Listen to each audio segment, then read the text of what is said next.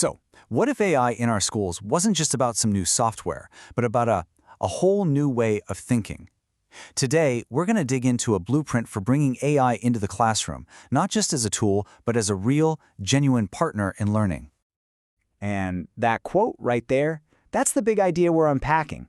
It's about a huge shift from seeing AI as, a cool new gadget, to understanding it's actually essential for modern education. So let's explore what that really means. All right, before we get into the nitty-gritty of how, we've got to start with the why. This first part is all about the vision, the big picture idea behind this new partnership with AI in the classroom. The key phrase here is thinking partner. And this isn't just a fancy way of saying search engine. No way.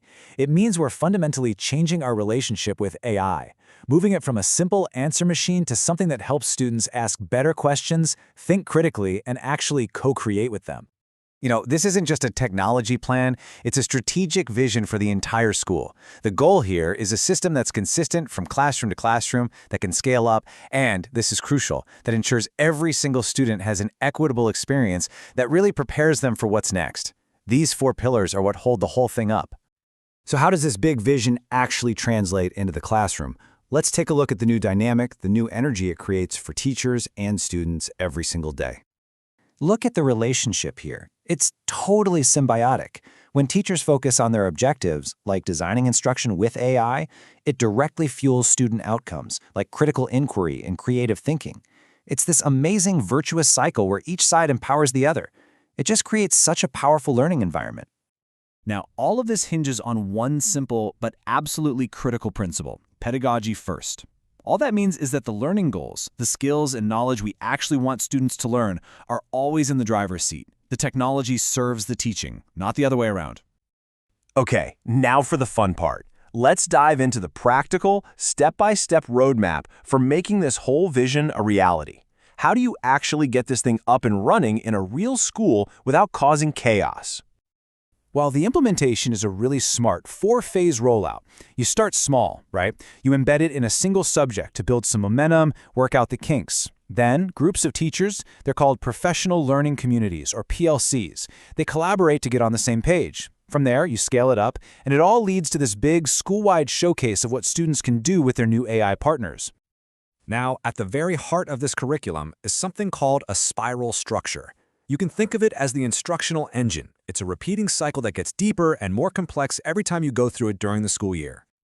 So here's how that spiral actually works. Each quarter, students move through these 4 stages. They start with a really compelling question. Then, they use AI to gather all sorts of different perspectives.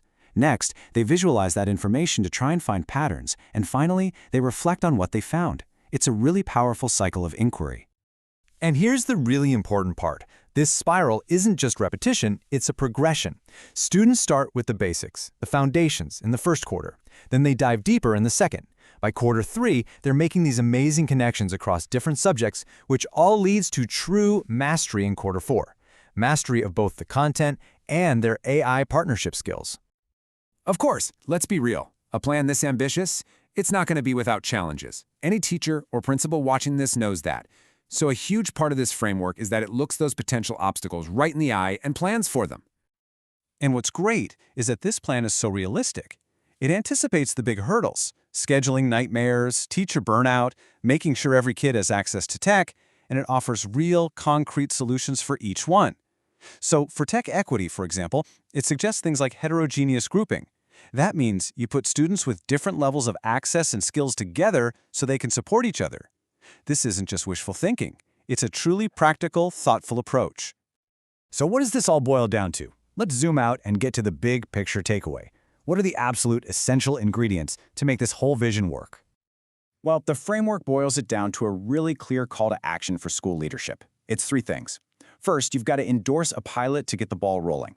Second, you absolutely have to protect that crucial collaboration time for teachers.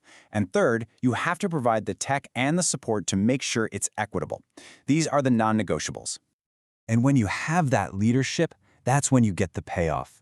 You get a system that isn't just a bunch of random experiments, but a truly consistent, scalable, and equitable way to prepare students for whatever comes next. See how it all connects back to those strategic goals we talked about at the very beginning? Which brings us to one last huge question to think about. As AI becomes this universal thinking partner, what are the uniquely human skills that are going to matter most? What's our role? Something to chew on.